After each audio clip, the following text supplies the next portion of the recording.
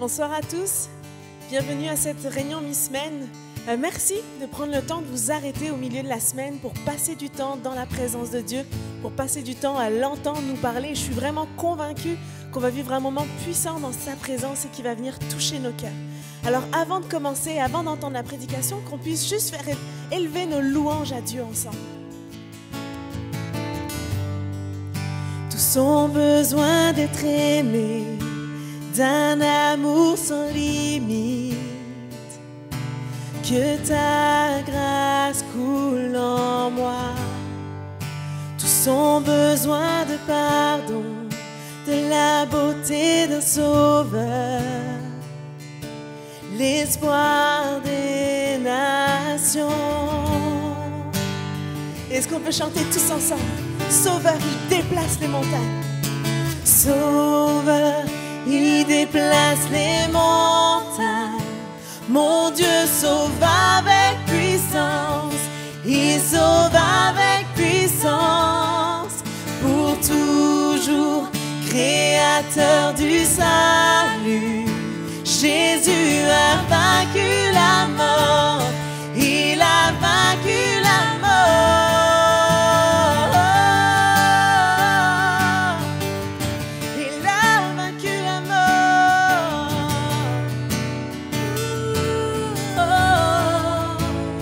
Prends-moi tel que je suis. Prends-moi tel que je suis. Mes peurs et mes échecs. Viens remplir ma vie. Je donne ma vie pour te suivre. Prends tout ce que je crois. Et je me soumets. Oui, je me soumets. Sauveur, il déplace les montagnes. Mon Dieu sauve avec puissance. Il sauve avec puissance. Pour toujours, créateur du salut. Jésus a vaincu la mort. Il a vaincu la mort.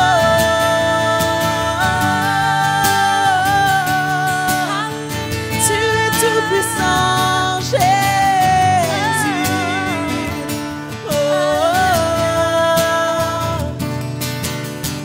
Descendu pour que le monde voie.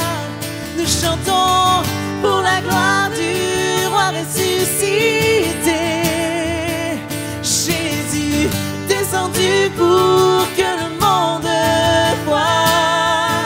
Nous chantons pour la gloire du roi ressuscité. Oh oui, déclare-le encore. Jésus descendu pour que le monde voie. Nous chantons pour la gloire du roi ressuscité.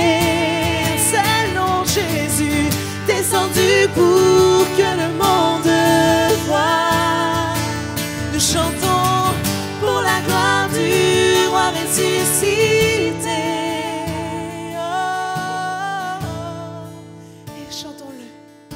Sauveur, il déplace les montagnes. Mon Dieu, ah oui, crois-le, mon Dieu sauve avec puissance en ce moment et en cet instant.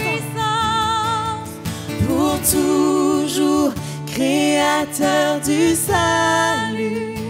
Jésus a vaincu la mort. Il a vaincu la mort. Encore une fois. Sauveur, il déplace les montagnes. Mon Dieu sauve avec puissance. Il sauve avec puissance. Pour toujours, créateur du salut. Jésus a vaincu la mort. Il a vaincu la mort. Oh, nul n'est comme toi, Jésus. Tu sauves, tu changes nos cœurs et tu guéris, Seigneur. En ta présence, en ta présence.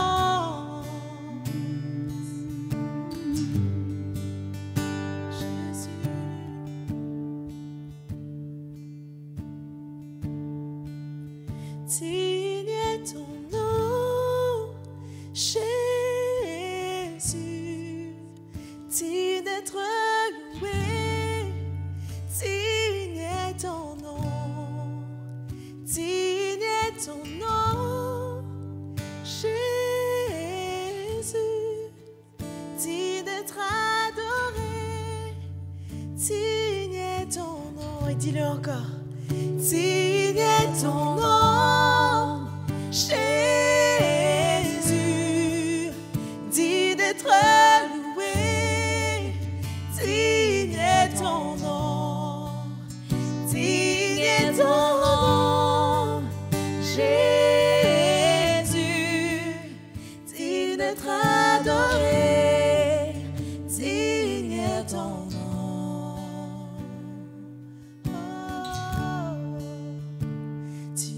Porter ma croix, tu as tout donné pour que je sois libérée.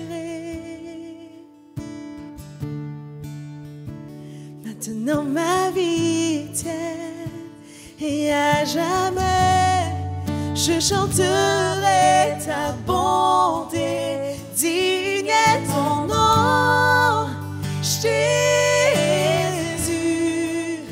digne d'être loué, digne est ton nom, digne est ton nom, Jésus,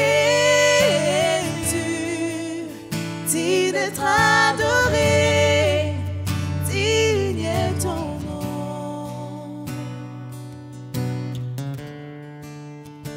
Ma honte fut enlevée, tu m'émerveilles par ton amour indéniable. Ta grâce est infinie et à jamais je chanterai ta bonté. Digne est ton nom, Jésus, digne d'être loué, digne est ton nom, digne est ton nom, Jésus, digne d'être adoré, oui digne, encore déclare-le, digne est ton nom, Jésus, digne d'être loué, digne est ton nom, digne est ton nom, Jésus, digne d'être adoré, digne est ton nom.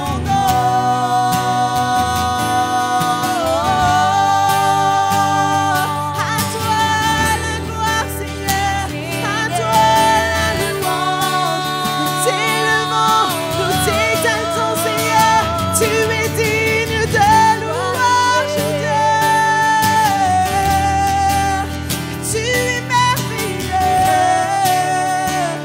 Oh,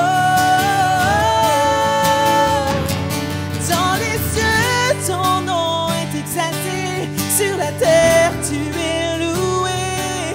Ta gloire est manifestée. Seul ton nom est élevé. Dans les cieux, ton nom est exalté. Sur la terre, tu es loué. Ta gloire est manifestée. Seul ton nom est élevé. Dans les cieux, ton nom est exalté. Sur la terre, tu es loué.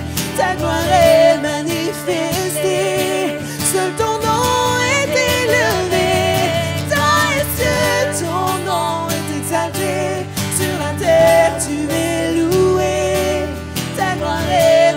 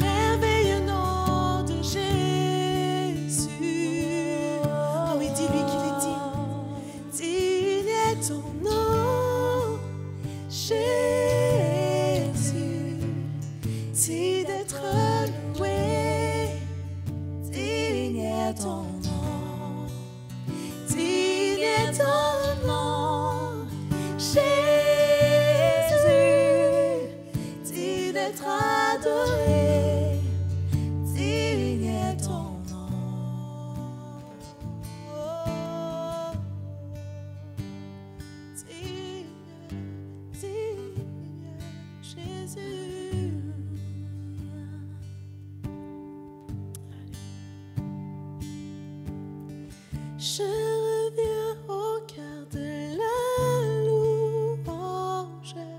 Tout est centré sur toi. Centré sur toi, Jésus. Oui, je renonce à tous mes faux semblants pour tout centrer sur toi. Centré sur toi, dis-le encore. Je reviens au cœur de la louange. Tout est centré sur toi. Centré sur toi, Jésus. Oui, je renonce à tous mes faux semblants pour tout centrer sur toi. Centré sur toi, encore chante-le. Je reviens au cœur de la louange. Tout est centré sur toi. Centré sur toi, Jésus. Oui, je renonce à tous mes faux semblants pour tout centrer sur toi. Centré sur toi, Jésus. Pour tout centrer sur toi. Pour tout centrer sur toi. Tout centrer sur toi, Jésus. Pour tout centrer sur toi. Pour tout centrer sur toi. Pour tout centrer sur toi. Ma vie, Seigneur. Tout est centré sur toi. Tout est centré sur toi. Tout est centré sur toi, Jésus. Tout est centré sur toi. Tout est centré sur toi. Tout est centré sur toi, Jésus. Ah, Seigneur, c'est notre désir de tout centrer sur toi, de centrer notre vie, de recentrer nos rêves, de recentrer nos projets, de recentrer, Seigneur, tout notre quotidien sur toi. Te donner la première place. Et merci, Seigneur, parce que tu es un Dieu fidèle, parce que tu es un Dieu constant et parce que tu es un Dieu qui est toujours présent en tout temps. C'est la raison pour laquelle on veut te louer et te donner toute la gloire.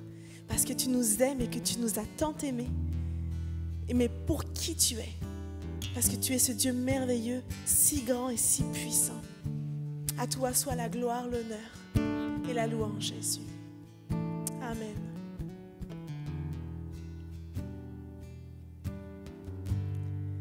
Alors maintenant, on va laisser la place au pasteur Sylvain Tousignan pour qu'il puisse vous apporter le message qu'il a reçu sur son cœur.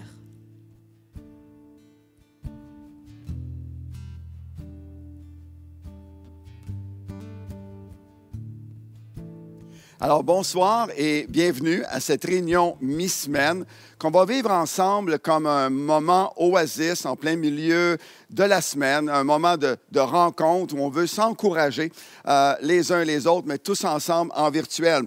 Je vous propose d'entrée de jeu, d'immédiatement entrer dans la lecture du texte biblique de ce soir qui se trouve dans le prophète Ézéchiel. La référence apparaît au bas de l'écran et ce texte nous dit ici au chapitre 2 et le verset 2, c'est Ézéchiel lui-même qui parle, le prophète qui dit « Dès qu'il m'eut adressé ces paroles, l'Esprit de Dieu, l'Esprit de Dieu, c'est le Saint-Esprit, qui entra en moi et me fit tenir sur mes pieds. J'entendais celui qui me parlait et il me dit « Lève-toi, va, et là je te parlerai. » Et encore une fois, il dit un peu plus loin, l'Esprit de Dieu entra en moi et me fit tenir sur mes pieds. Ce soir, je veux adresser le sujet du courage, de l'importance du courage. Mais avant d'entrer dans le vif du sujet, juste regarder ensemble brièvement la situation dans laquelle Ézéchiel se trouvait au moment où il a écrit ce texte. Ézéchiel est un prisonnier exilé à Babylone, donc en Assyrie, avec tout le peuple d'Israël, le peuple juif.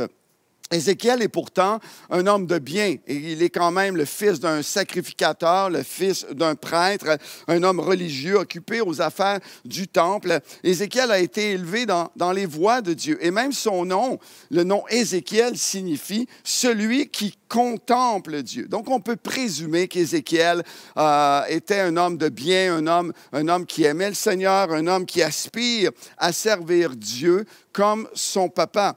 Mais sa situation actuelle est extrêmement désagréable, voire même difficile dans un contexte particulier pour l'accomplissement de ses projets de vie. Tout jeune, il a été fait prisonnier par le roi de Babylone, donc le roi Nebuchadnezzar. Il a été déporté à Jérusalem contre son gré, dans cette ville qui est très loin de son pays natal et en plus qui ne sert pas Dieu. On peut dire qu'il a perdu le contrôle de ses allées et venues, qu'il est en confinement, qu'il a même interdiction de voyager à l'étranger, une situation qui ressemble beaucoup à ce que nous pouvons vivre en ce moment. Donc, lors de la déportation à Babylone, il y a eu des milliers de personnes même qui sont décédées, qui sont mortes. Des gens de tous âges. Il y a beaucoup de personnes, de familles qui ont perdu un père, une mère, des frères, des sœurs, des enfants même. Et au moment de notre texte, donc, on comprend qu'Ézéchiel a environ une trentaine d'années. C'est un jeune adulte.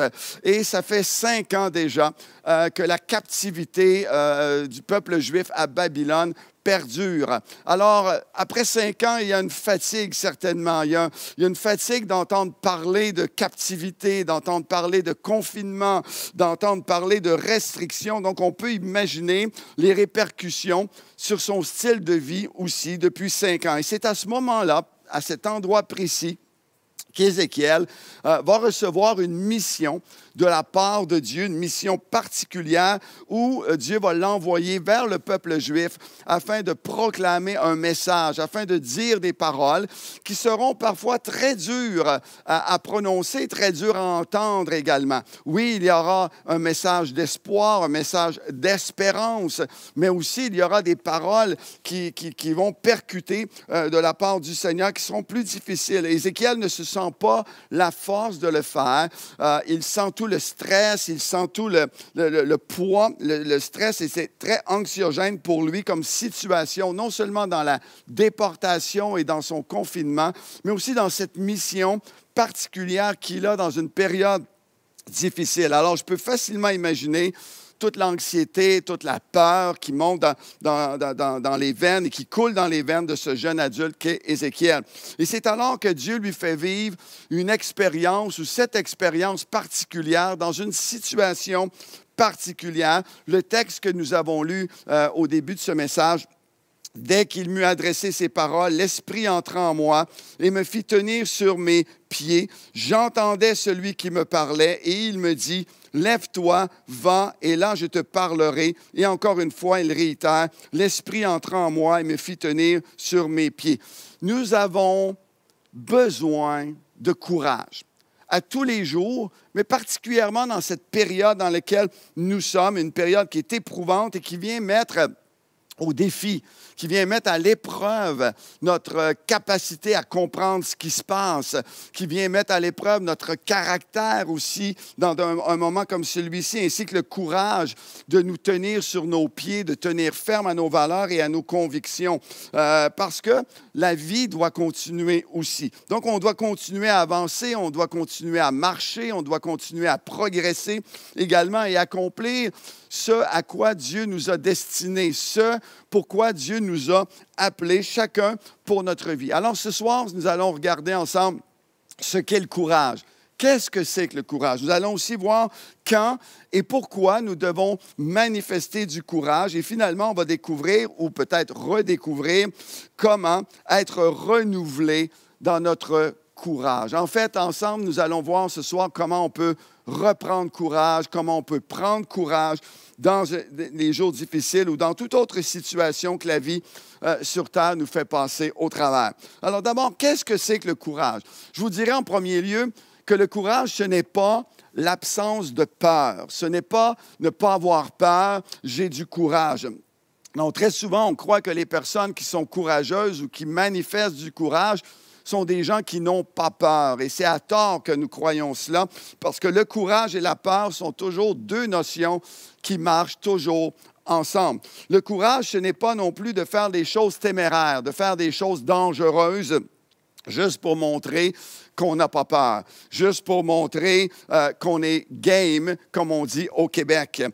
On devrait plutôt appeler ça de la témérité ou encore parfois même de l'insouciance, un abus de confiance ou de l'imprudence. Ce genre d'action téméraire est beaucoup plus motivé par le désir de paraître ou même parfois par l'orgueil carrément. Donc, le courage, c'est davantage donc la force morale qui nous fait agir en dépit des difficultés ou malgré les difficultés. C'est une énergie qui se manifeste en action devant le danger et dans la souffrance. Et selon la définition officielle, le courage, c'est la vertu qui permet d'entreprendre des choses difficiles en surmontant la peur et en affrontant le danger, la souffrance et la fatigue. Voilà ce qu'est le courage. Le courage authentique, en fait, nécessite et exige toujours la présence de la peur, mais aussi exige également son dépassement par l'action. Donc, le courage, la peur, l'action sont des notions très importantes. C'est le général américain George Patton qui disait « Le courage consiste à tenir dans la peur 1 minute de plus ». De juste continuer un peu plus. Ça, c'est le courage, malgré notre peur. Un pilote d'avion militaire américain, Edward Rickenbacker, qui disait « Le courage, c'est de faire ce que tu as peur de faire.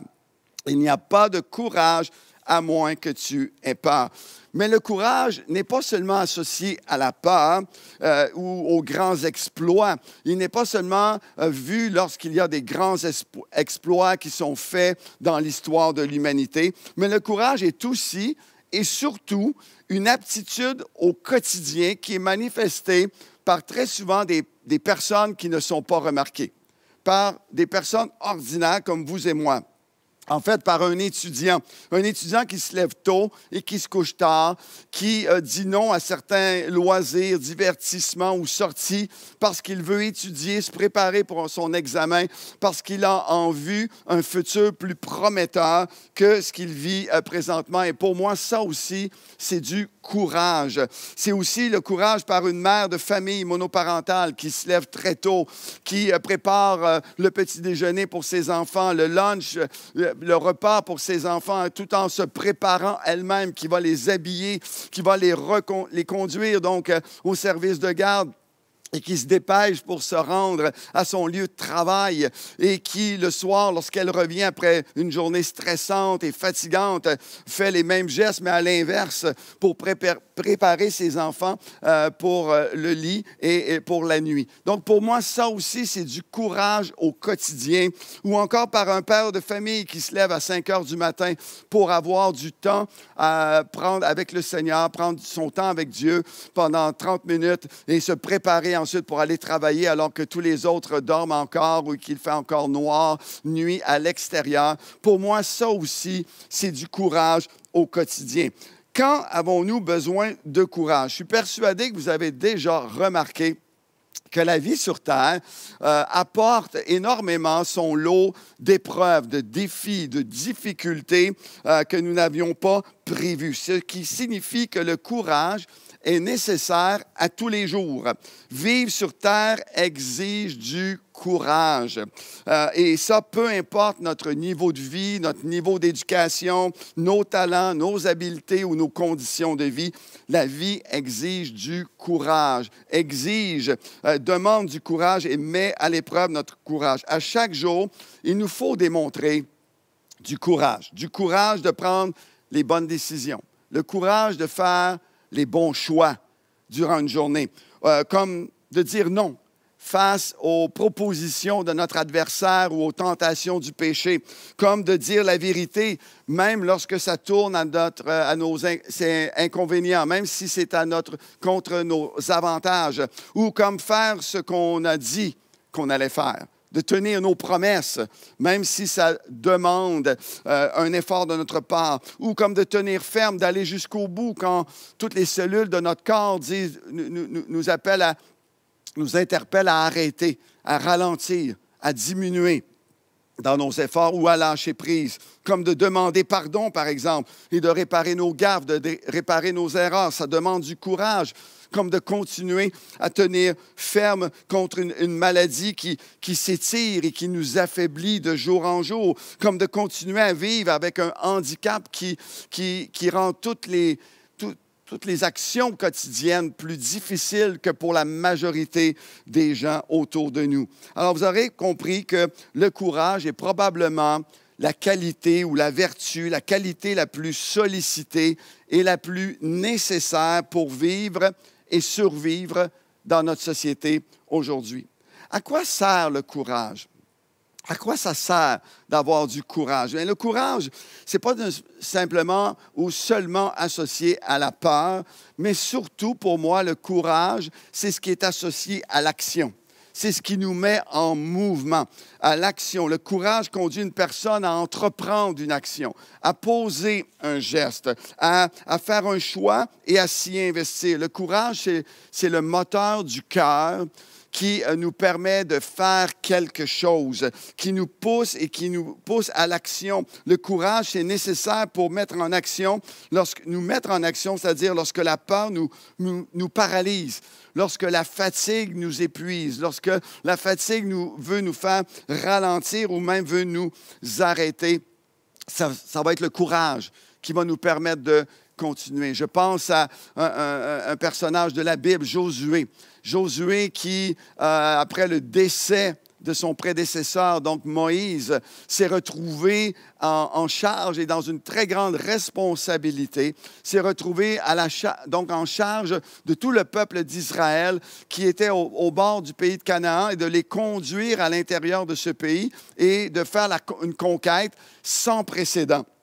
Alors, il avait une grande responsabilité et il a peut-être eu le désir de juste dire, ben, restons ici. C'est bien où nous sommes. Il n'y a plus d'adversaires. Nous les avons vaincus. Donc, on pourrait rester ici et rester dans le confort de la tranquillité. Mais Dieu lui dit ceci. Fortifie-toi et aie bon courage en agissant fidèlement d'après tout ce qui t'a déjà été dit et selon tout ce que je te dirai plus tard. Courage et agis. Courage et passe à l'action. Et c'est ce que Josué a fait.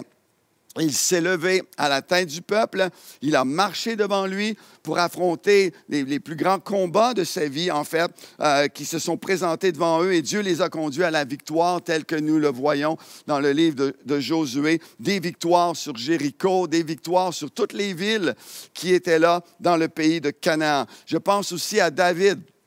David, qui, avant d'être roi, était un berger et qui s'est retrouvé donc à la cour de Saül et qui a dû fuir pour sa vie. Et à un moment donné où il revenait avec ses hommes dans son village, femmes et enfants avaient été kidnappés, avaient été enlevés et tous les hommes étaient là, voyaient les maisons qui étaient vides, tout avait été saccagé également. Et les hommes se sont mis à pleurer pour la perte de leur famille et dans leur tristesse, ils ont cherché un coupable et bien sûr, David est devenu rapidement la cible de leur désir de vengeance. Et David a dû reprendre courage en s'appuyant sur le Seigneur et il devait passer à l'action. Et lorsqu'il a repris courage, il a rassemblé ses hommes, il est parti à la poursuite de leur famille. Ils sont partis ensemble à la poursuite de leur famille. Ils ont récupéré ce qu'ils avaient perdu, le butin, mais leurs femmes, leurs enfants, ils ont tout récupéré et ramené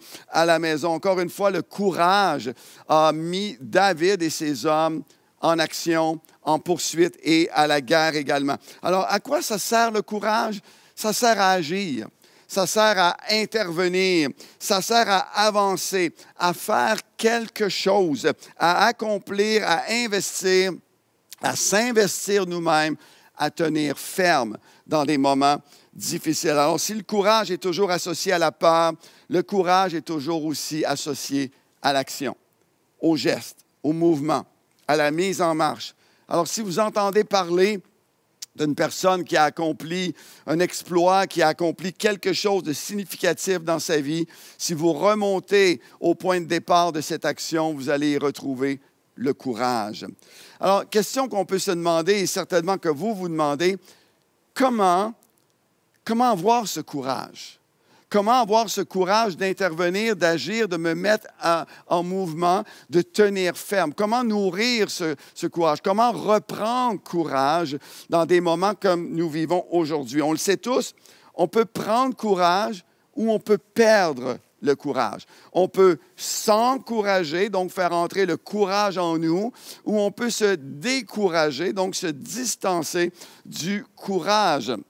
Alors, mais aujourd'hui, on veut reprendre courage et on va ensemble reprendre courage. Nous voulons nous encourager, nous voulons reprendre courage et augmenter notre courage. Même Dieu a dit, fortifie-toi et prends courage. Alors, non seulement c'est un ordre de Dieu, mais c'est aussi, et pour moi, c'est une possibilité et c'est une promesse de Dieu que nous pouvons effectivement reprendre courage. Mais comment le faire? Comment faire cela?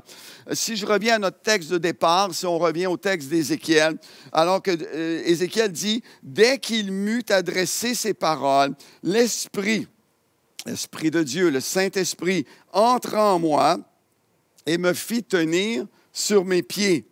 J'entendais celui qui me parlait et il me dit, « Lève-toi, va, et là je te parlerai. » Et l'Esprit entra à nouveau en moi et me fit tenir sur mes pieds. Alors, différents points que je veux apporter à partir de ce passage. Premièrement, dès qu'il eut adressé ses paroles, dès qu'il entendit celui qui lui parlait, le courage de se tenir debout est venu en lui. Donc, la première chose, c'est les paroles que Dieu nous dit.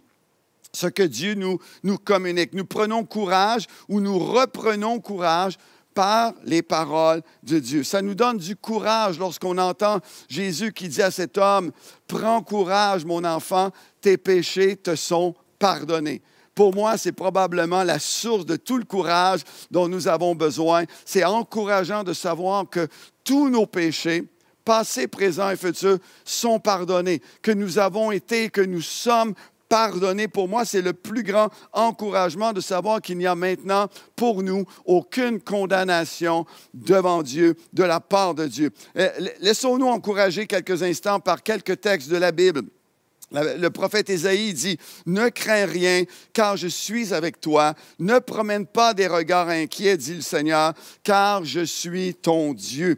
Je te fortifie, je viens à ton secours, je te soutiens par mon bras victorieux. » L'apôtre Paul dit, « Et la paix de Dieu qui surpasse toute intelligence, gardera vos cœurs et vos pensées en Jésus. » Alors, savoir que nos vies, il y a plein d'autres textes comme ça, j'aurais pu vous apporter, mais en lisant la Bible, Dieu va parler à votre cœur. Et de savoir que nos vies ne sont pas entre les mains des circonstances, ne sont pas entre les mains des événements imprévus ou du hasard de ce qui peut arriver dans une journée, mais que nos vies sont toujours et en tout temps et partout entre les mains d'un Dieu protecteur, du Dieu qui nous défend, du Dieu qui nous garde, qui nous protège, qui est notre Sauveur et notre Seigneur. Je suis encouragé de savoir que Dieu lui-même, en personne, prend soin de nous, prend soin de ma vie et pourvoit tout ce dont nous avons réellement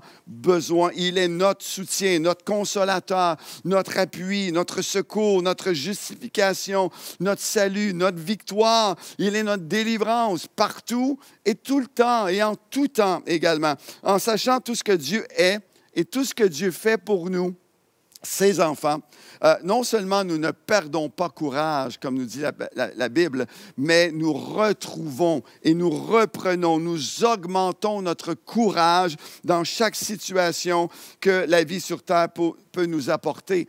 Donc, les paroles de Dieu qui nous encouragent, qui nous fortifient.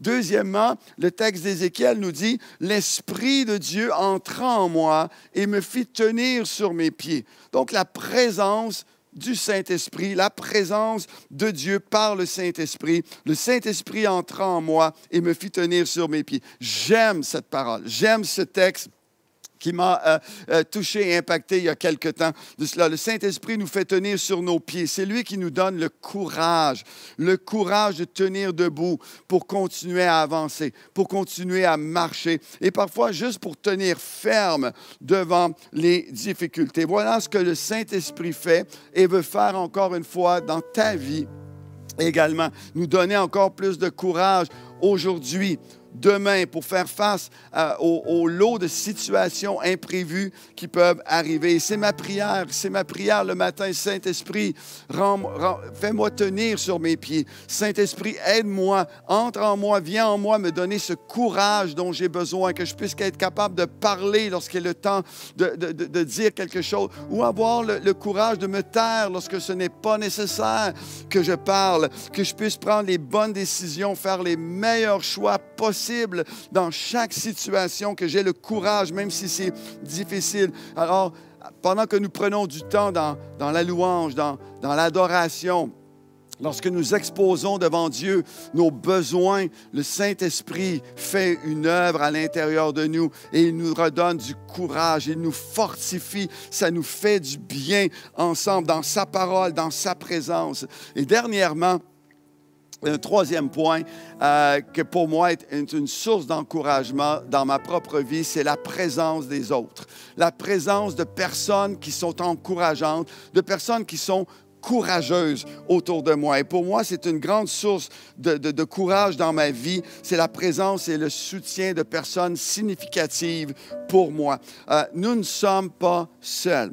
Vous n'êtes pas seuls. Et surtout, ne demeurez pas seul, peu importe la situation que vous vivez. Nous devons éviter de nous isoler des autres dans les moments difficiles parce qu'on a besoin des autres, on a besoin d'être entouré de personnes encourageantes, de personnes qui démontrent elles-mêmes du courage. C'est le grand apôtre Paul, un homme de foi, un homme de la parole de Dieu, un homme de la présence de Dieu, sans aucun doute. Il était engagé dans les derniers chapitres du livre des Actes des Apôtres dans un de ses plus grands voyages vers Rome. Et ce voyage s'est fait donc en bateau. Et ce n'était pas une croisière de plaisance. Ils ont en plus essuyé une tempête exceptionnelle qui a mis le bateau en naufrage. Ils ont fait naufrage. Ils ont réussi à nager et à se rendre jusqu'à une île, l'île de Malte.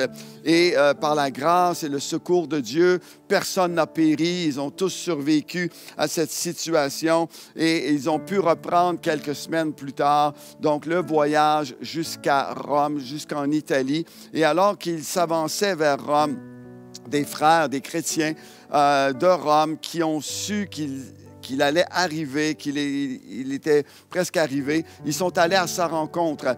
Et le chapitre 28 des Actes des Apôtres nous donne une petite vignette ici, une petite parole qui est remplie d'émotions, je crois. Et Actes chapitre 28, le verset 15, où il nous est simplement dit que Paul, en les voyant, rendit grâce à Dieu et prit courage.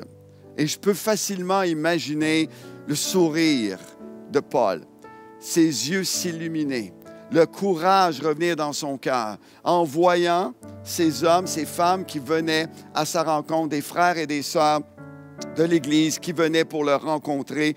Et voilà ce que fait la présence et le soutien, le support des autres autour de nous. On n'est pas seul. On sait que d'autres ont pensé à nous et certainement ils devaient se dire, ils ont prié pour moi, ils sont venus à ma rencontre et il a repris ainsi courage. En terminant, vous mentionnez que c'est le pasteur et un très grand théologien du 20e siècle, Karl Barth, qui définissait ainsi le courage. Il disait ceci: le courage, c'est la peur qui a dit ses prières. Et j'aime cette citation. Le courage, c'est la peur qui a fait ses prières, qui a prié, en fait, qui a amené Dieu à l'intérieur de la situation. Et c'est exactement ce que nous allons faire maintenant. Nous allons prier ensemble. On va prier que le Seigneur puisse nous fortifier, vous et moi, dans ces moments que nous vivons, mais dans chaque situation au quotidien. Alors, prions ensemble. Seigneur, merci. pour ta parole, encore une fois, en cette mi-semaine, Seigneur, dans cette réunion mi-semaine. Merci pour le courage et je prie pour chaque personne qui visionne en ce moment, qui est là durant cette réunion, que tu puisses nous fortifier et nous encourager. Que tu puisses, par ton esprit, venir en nous, Seigneur, et nous faire tenir sur nos pieds. Seigneur, je prie que par la puissance du Saint-Esprit, Seigneur, nous puissions continuer à tenir ferme, à avancer, à faire courageusement ce qui doit être fait dans le quotidien pour cette mère de famille, ce père de famille, pour cet étudiant, pour cet enfant, Seigneur, pour cette personne aînée qui nous écoute, Seigneur, et qui vivent des moments difficiles. Alors, sois avec chacun d'eux et renouvelle le courage par ta parole qui a été prononcée ce soir. Mais à chaque jour, lorsqu'ils ouvrent les Écritures, Seigneur, qu'il y ait des paroles d'encouragement et que le courage monte dans le cœur de chacun. Seigneur, je prie, Seigneur, que tu leur donnes à chacun des personnes autour d'eux qui gravitent autour d'elles, Seigneur, pour apporter du courage, de l'encouragement, du soutien et du support. Dans le nom de Jésus, encore une fois, nous te donnons toute l'honneur et la gloire. Amen. Amen. Alors, je vais vous encourager à rester connectés. Nous allons avoir un chant maintenant d'adoration, l'équipe de louange qui nous conduit dans un chant. Et restons dans la présence de Dieu et que Dieu vous encourage encore une fois.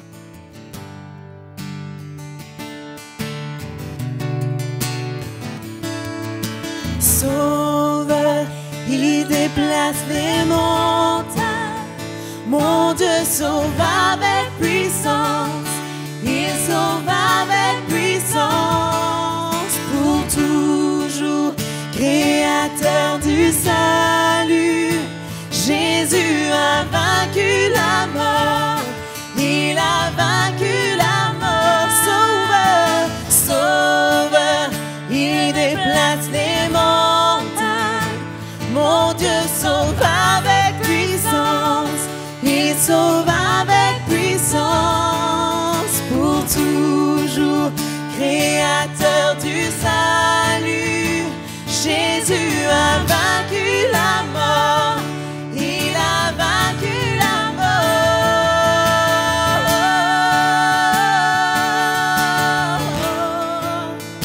Tout puissant, tu es Seigneur. Oh, viens agir en moi. Je veux vivre pour toi.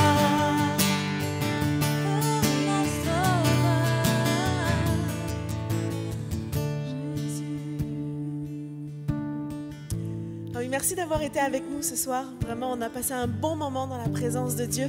Ça fait toujours du bien de s'arrêter et de prendre du temps avec lui. Alors, merci d'avoir été là. Et puis, on vous donne rendez-vous dimanche à 9h et à 11h30 pour notre réunion.